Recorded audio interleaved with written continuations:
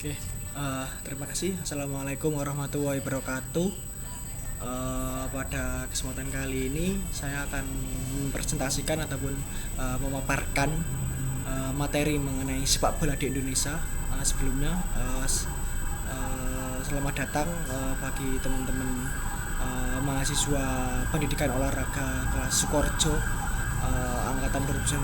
angkatan 2019, penempuh mata kuliah pembelajaran sepak bola. Kali ini saya akan memaparkan beberapa materi tentang sepak bola di Indonesia.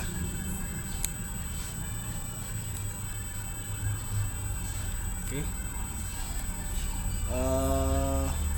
Jadi ada beberapa hal yang di sini akan saya sampaikan mengenai sepak bola di Indonesia adalah sebelumnya kenapa kok kita membahas mengenai sepak bola di Indonesia, karena memang sepak bola di Indonesia ini sangat unik, sangat menarik untuk dipelajari karena tidak hanya mengenai teknik secara di lapangan, tapi bagaimana culture, pembinaan usaha dini, sejarahnya juga itu sangat unik.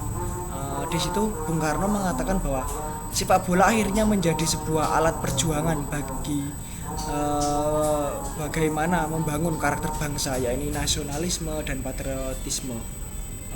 Itu dikatakan ketika Ganevo tahun 62, ketika Bung Karno menyelenggarakan pekan olahraga yang di situ tujuannya untuk menunjukkan bahwa Indonesia adalah bangsa yang besar. Yang agenda style dari materi yang akan saya paparkan adalah perjumpaan awal dengan sepak bola, lahirnya federasi resmi, kompetisi sepak bola di Indonesia, kemudian pembinaan dan prestasi sepak bola di Indonesia. Kita langsung ke perjumpaan awal dengan sepak bola di Indonesia. Jadi sebelum sepak bola itu dikenalkan oleh bangsa penjajah Belanda, Inggris dan lain-lain, kita orang Indonesia, orang penduduk asli Indonesia ataupun dikatakan pribumi, itu sudah mengenal bagaimana memainkan suatu bola, suatu benda yang bulat.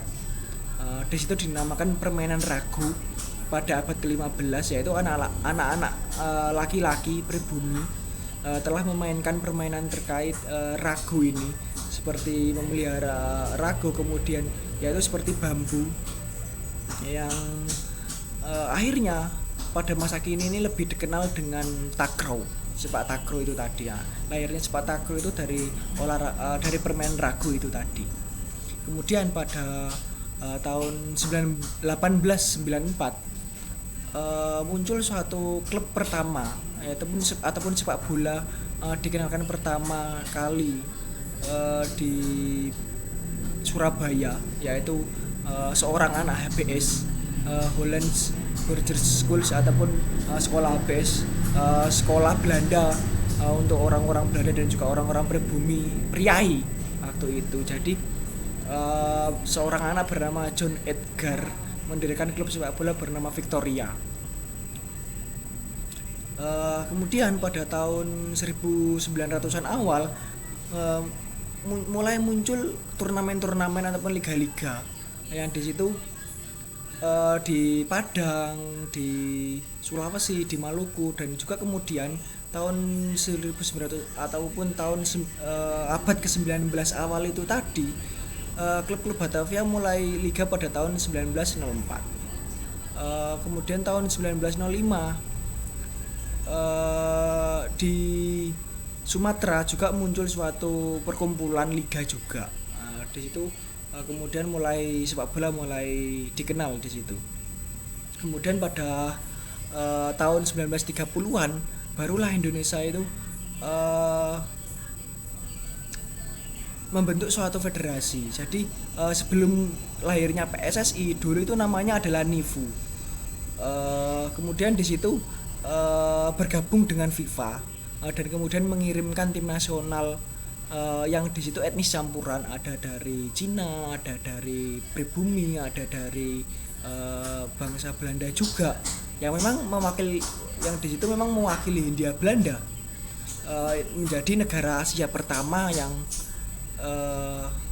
mewakili Asia di kancah Piala Dunia, ya ini pada tahun 1938 di Prancis. Kemudian pada tahun sebelumnya, pada tahun 1930 lahirnya PSSI yang digalangi oleh Suratin dan beberapa tim di Jawa juga. Kemudian yang kedua adalah lahirnya PSSI. Jadi ini adalah salah satu monumen PSSI yang ada di Yogyakarta, di mana dulu lahirnya PSSI kemudian menjadi suatu revolusi besar dalam keorganisasian sepak bola di Indonesia. Dengan di tempatnya dulu Yogyakarta itu, akhirnya monumen tersebut diabadikan menjadi monumen sepak bola ataupun monumen PSSI.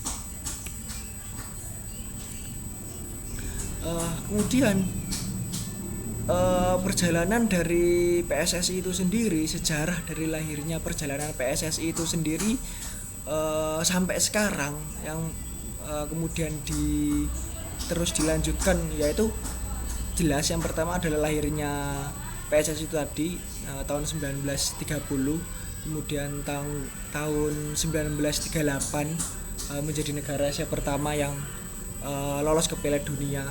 Kemudian tahun 1952 untuk pertama kalinya secara resmi bergabung dengan FIFA, dan tahun 1954 bergabung dengan AFC. Ya, AFC adalah salah satu organisasi olahraga terbesar, sepak bola terbesar di Asia ataupun yang utama.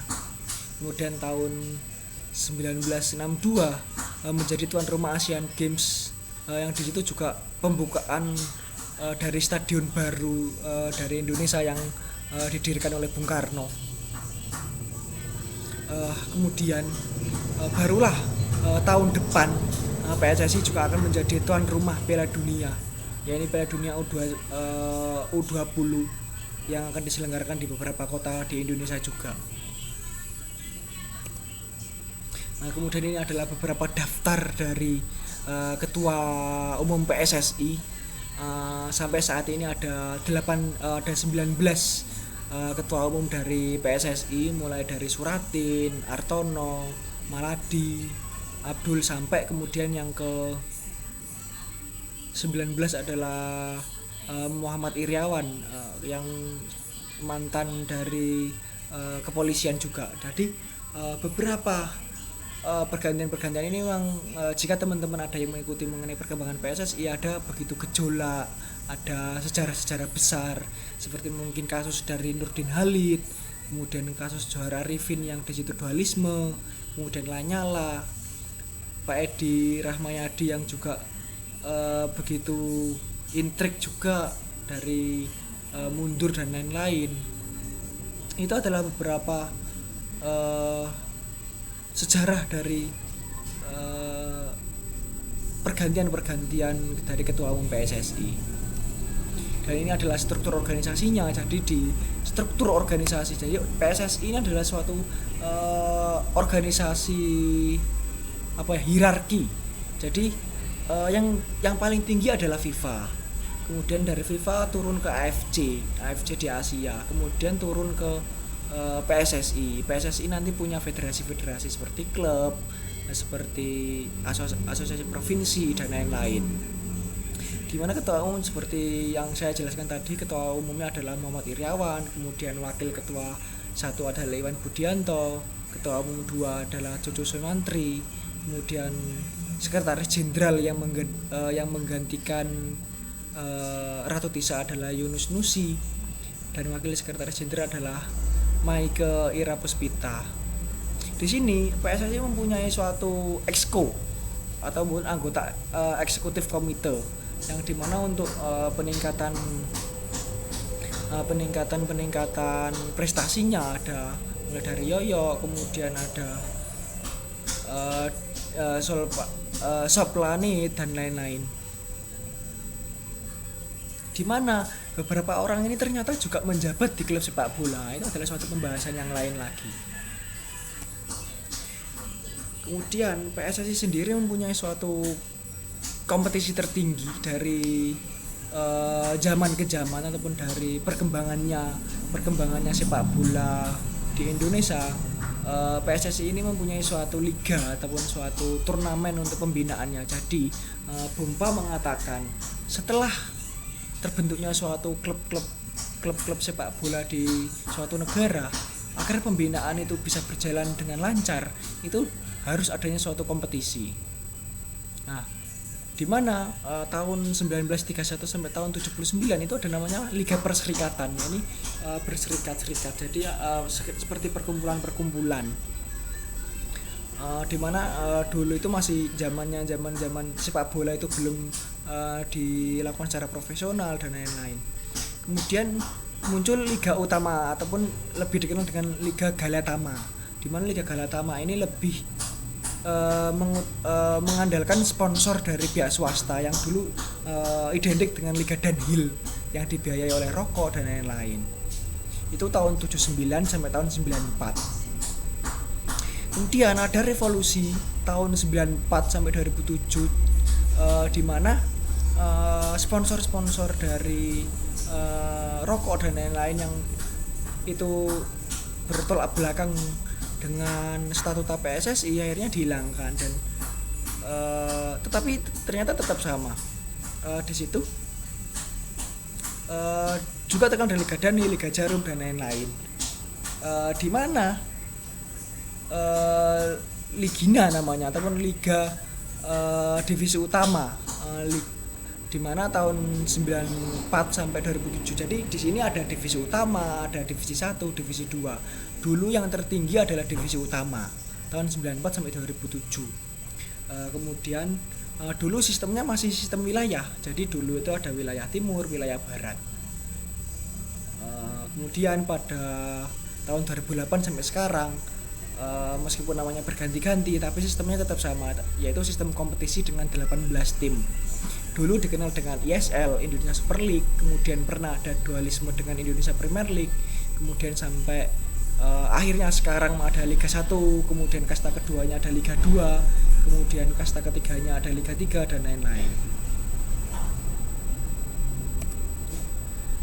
Kemudian kita beralih ke prestasi sepak bola timnas kita di kancah dunia, baik di Asia Tenggara maupun di dunia. Jadi ini adalah prestasi tim nasional sepak bola PSSI senior sejak tahun 2004 sampai tahun 2014. Misalkan tahun 2004 itu mengikuti Piala Tiger ataupun Piala AFF, yaitu menjadi runner up. Kemudian pra Piala Asia tidak ada, kemudian Piala Asia masuk di penyisian grup.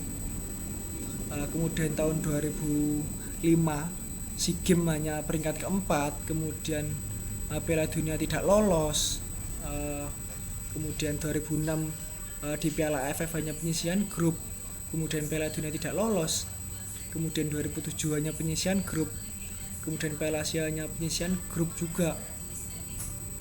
Penyisian grup di Piala Asia kan 2007 kan menjadi tuan rumah waktu itu, kemudian tidak lolos di pra Piala Dunia. Kemudian tahun 2008 di Piala AFF juga hanya nyampe semifinal. SEA Games tidak menjadi juara. Kemudian tahun 2010 Piala AFF menjadi runner up kalah dengan Malaysia. Kemudian sampai tahun 2014 penyisian grup yang tidak lolos. Ini menandakan bahwa sangat prestasi sepak bola Indonesia sangat menyedihkan, karena memang kita tidak pernah menjuarai apa-apa di tingkat resmi, baik SEA Games, baik Asian Games, AFC dan lain-lain, itu kita tidak pernah memperoleh juara. Oleh karena itu memang kita selalu menjadi intrik, kok kenapa prestasi kita hanya seperti ini saja gitu. Apa masalah ataupun apa problematika yang terjadi kok kita prestasinya seperti itu saja.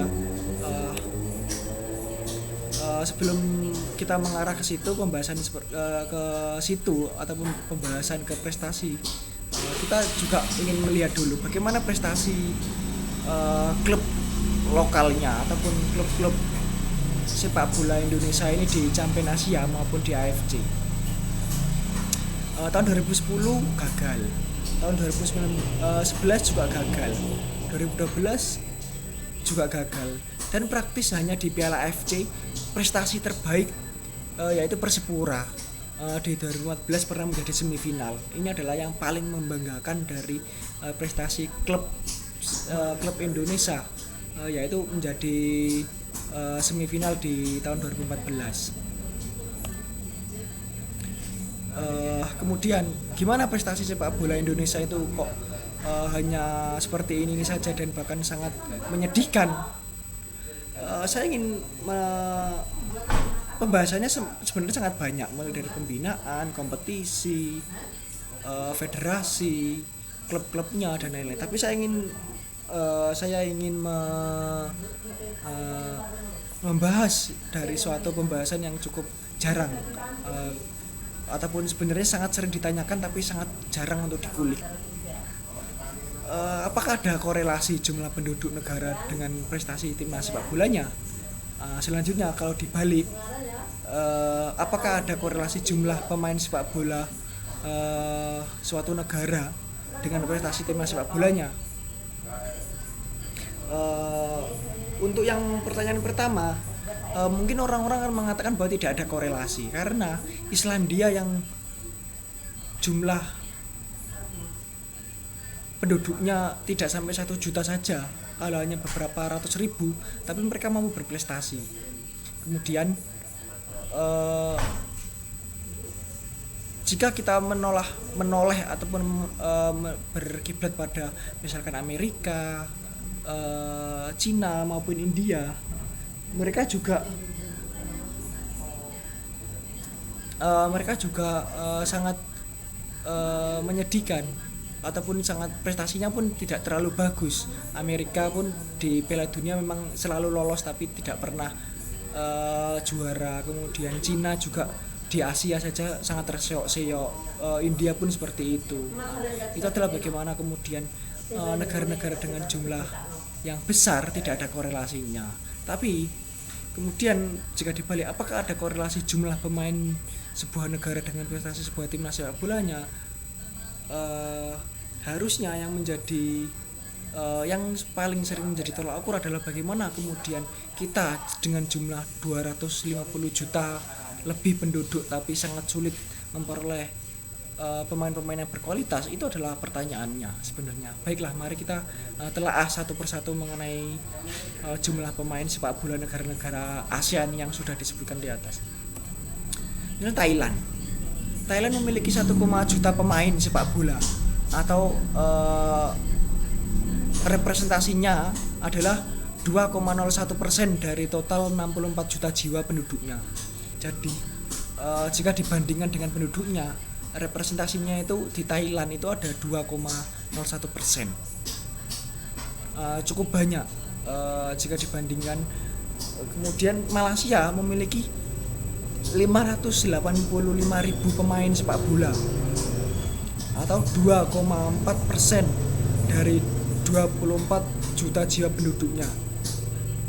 Kemudian Singapura memiliki 197.000 pemain sepak bola, ataupun mempunyai representasi paling tinggi, yaitu 4,39% dari total 4,9 juta jiwa penduduknya.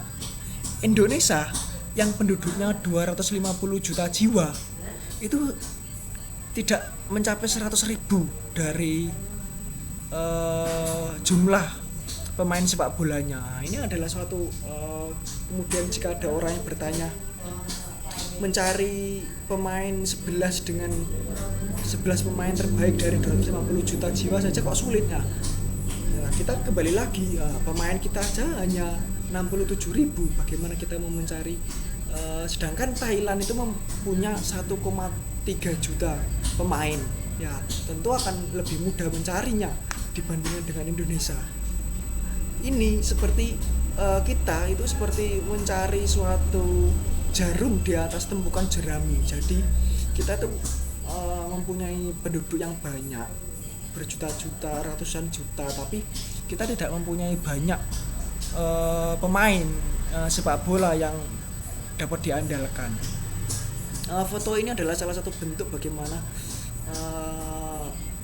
suksesnya pembinaan sepak bola Thailand, karena yang satu ini yang nomor 18 Chan Atip ini sudah main di Liga Jepang, liga utamanya Jepang, dan yang nomor 7 adalah salah satu andalan dari klub terutama Thailand juga yang sering main di Liga Champion Asia tentunya.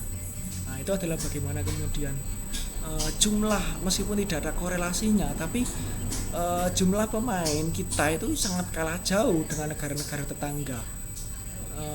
Singapura yang hanya 4,9 juta saja mempunyai 197.000 atlet sepak bola. Nah, itu adalah bagaimana kemudian ternyata kita ini sebenarnya bukan kekurangan kualitas, tapi memang kita ini kekurangan pemain. Kenapa kok seperti itu? Ini adalah fakta dan opini. Thailand merupakan negara dengan koleksi 5 kali juara AFF, terbanyak di antara klub negara-negara ASEAN lainnya, yang dimana memiliki jumlah pemain terbanyak. Kemudian Singapura juara 4 kali AFF, memiliki persentase sebanyak 4,39%, yaitu persentasenya lebih banyak sendiri di antara negara-negara ASEAN. Ini adalah fakta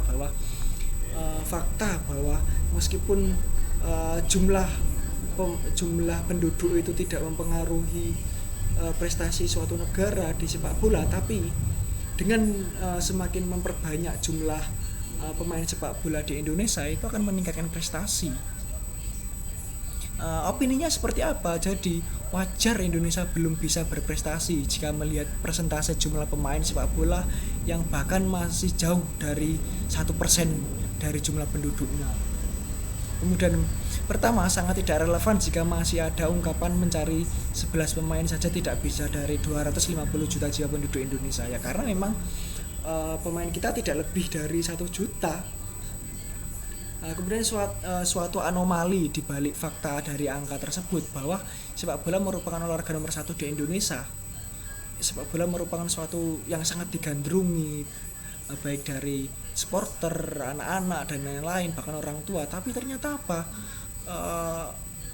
Itu bukan suatu profesi ataupun suatu cita-cita yang sebenarnya sangat diinginkan oleh pemuda-pemuda Indonesia. Buktinya jumlah pemain kita masih kalah banyak dengan Singapura. Nah, itu adalah salah satu contohnya. Keempat, menunjukkan bahwa profesi pemain di Indonesia memang kurang diminati itu tadi. Kemudian bagaimana pembinaan sepak bola di Indonesia itu dilakukan? Kok sangat tidak banyak ataupun sangat jarang pemain-pemain, bahkan jumlahnya itu masih kalah banyak dengan negara-negara tetangga. Jadi kita itu punya kurikulum sama seperti pendidikan pendidikan ataupun di sekolah-sekolah yang punya kurikulum. Sepak bola juga mempunyai kurikulum. Dulu namanya adalah kurikulum dan pedoman dasar sepak bola Indonesia, yang penggagasnya adalah Timo Suhneman. Kemudian setelah mendatangkan Luis Milla tahun 2017 yang lalu, kemudian Indonesia mempunyai kurikulum pembinaan sepak bola Indonesia yang digunakan sampai sekarang. Upaya program pembinaannya Indonesia dari dulu itu sering ataupun sangat suka untuk mengirim pemain-pemain muda ke luar negeri. Jadi dikirim ke luar negeri, kemudian menimba ilmu di luar negeri dan lain-lain. Dimulai pada tahun 90-an, ya ini Primavera namanya, PSSI Primavera dan PSSI Bareti Italia, di mana mengirimkan pemain magang ke Italia, belajar sepak bola di Italia, karena dulu tahun 90-an kan memang Italia adalah salah satu negara ataupun liga dan negara terbaik. Oleh karena itu kita dulu PSSI mengirimkan pemuda-pemudanya untuk belajar ke sana. Yang terkenal seperti Bima Sakti, Kurniawan, Kurnia Sandi dan lain-lain. Kemudian itu masih belum membuahkan suatu prestasi. Meskipun mereka mempunyai prestasi di individu di liga-liga Indonesia, tapi mereka ternyata tidak cukup untuk mendongkrak prestasi timnas untuk menjadi juara. Buktinya kita masih kalah dari AFF dan lain-lain. Kemudian tahun 2008 itu ada yang nama SDA, Sociedad Anónima Deportiva, yaitu mengirim pemain-pemain muda, bibit-bibit ataupun bakat-bakat muda ke Uruguay. Dulu yang terkenal adalah Samsir Alam, Rizky Pelu dan lain-lain. Itu juga gagal. Samsir Alam sekarang hilang. Rizky Pelu juga performanya seperti itu saja dan lain-lain. Dan belum mampu juga mendongkrak prestasi timnas. Kemudian sekarang tahun 2018 sampai sekarang ada namanya Garuda Selection, di mana mengirim pemuda-pemuda Indonesia ke Inggris. Seperti kita tahu, Liga Inggris adalah liga terbaik di dunia, dengan pembinaan yang cukup baik juga. Di situ PSSI mengirim pemuda-pemuda dari hasil dari Elite Pro Academy, diseleksi kemudian berangkat ke sana yang dilatih oleh Ian Inbridge. Di situ untuk saat ini masih ada progres dan sudah cukup kelihatan prestasinya, dan memang ini adalah menjadi harapan besar dari bangsa Indonesia. Kemudian PSSI itu mempunyai suatu program kompetisi yang dinamakan Elite Pro Academy, yang di situ diikuti oleh klub-klub yang berlaga di Liga 1 di Indonesia. Jadi mereka itu punya U15, U17, U19 yang di situ berkompetisi, yang akhirnya nanti pemain-pemain yang terbaik nanti diseleksi untuk berangkat ke Inggris. Nah, ini adalah salah satu upaya dari program pembinaan yang dilakukan oleh PSSI. Kemudian supporter di Indonesia. Supporter di Indonesia yaitu seperti kita tahu, bahkan diakui oleh dunia bahwa supporter sepak bola di Indonesia ini adalah salah satu yang paling fanatik, salah satu yang paling besar di Asia, di mana di situ klub sangat bergantung pada supporter tersebut, pemasukan sponsor, pemasukan tiket, kemudian penjualan merchandise dan lain-lain. Itu adalah salah satu sumber penghasilan klub sepak bola yang datangnya adalah dari supporter. Meskipun di Indonesia memang cukup menjadi paradoks, karena apa? Klub supporter di Indonesia ini kadang memang ada beberapa yang sangat sulit diatur dan akhirnya membuat kerusuhan, vandalisme dan lain-lain. Padahal supporter itu adalah suatu termasuk pemangku kepentingan utama ataupun yang bersifat definitif dan mempunyai power tinggi dan legitimasi dalam keberlangsungannya klub. Itu dikatakan oleh Cijot bahwa memang supporter ini pengaruhnya sangat besar bagi klub sepak bola dimanapun di dunia, bahkan di luar negeri, bahkan dimanapun supporter ini menjadi suatu jantung dari klub sepak bola. Kemudian kelompok supporter dapat menjadi suatu kekuatan komersial yang besar dengan menjadi konsumen merchandise klub, penonton setia, dan nilai identitas. Jadi seperti kita tahu, seperti bonek, BCS di Sleman dan The Jack itu adalah identitas. Jika mungkin orang-orang akan tahu bahwa The Jack ini dari Jakarta, kemudian bonek, siapa yang tidak tahu bonek, semua akan tahu bahwa bonek ini adalah kelompok supporternya Surabaya. Nah, itu adalah suatu identitas. Nah, kemudian solusinya apa untuk supporter ini dapat memajukan sepak bola di Indonesia? Ya, ini komunikasi, kolaborasi, kerjasama antar klub, supporter dan pemangku kepentingan itu perlu ditingkatkan dalam memajukan sepak bola Indonesia, perlu ditingkatkan, seperti meminimalisir kerusuhan, kemudian penjualan merchandise dan lain-lain. Oke, itu adalah salah satu beberapa materi dari sejarah sepak bola dan pembinaan sepak bola, kemudian kompetisi yang ada di Indonesia. Jika ada yang perlu ditanyakan ataupun didiskusikan, silakan berikan komentar. Terima kasih. Assalamualaikum warahmatullahi wabarakatuh.